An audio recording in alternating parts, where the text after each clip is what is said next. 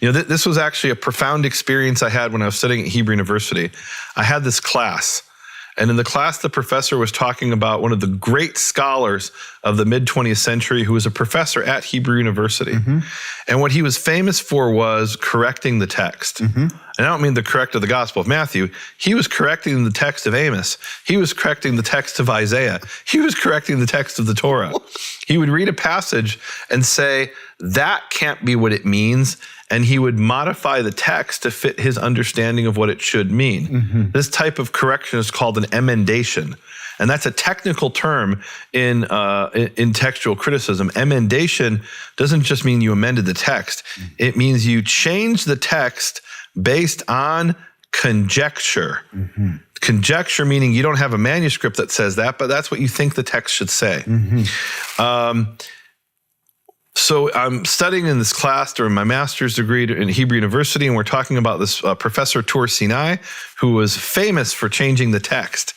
And he says, what do we have that Professor Tur Sinai didn't have? And everyone's trying to say, oh, we have the Vatican manuscript.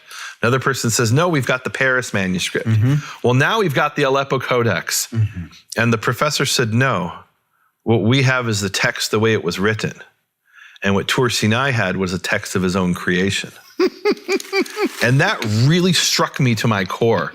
And I made a decision that whenever I was dealing with a text, I wanted to deal with the text as it's come down to us. Now, there are situations where you have no choice but to insert emendations. Where, in other words, a change based on a conjecture, or a change based on an actual manuscript, which is always preferable, right? Therefore, when it's based on a manuscript, it's not your conjecture, it's based on evidence, right? But even then, you have to consider all the evidence and say, all right, some manuscripts have this, some have that, and what is your reason for accepting A versus B? Well, I accept B because B makes more sense to me. Well, what does A mean? Does it have a meaning at all, or is it just gibberish? And look, sometimes it's gibberish. Right? And you have no choice but to amend the text or to go with the readings of one manuscript over the other.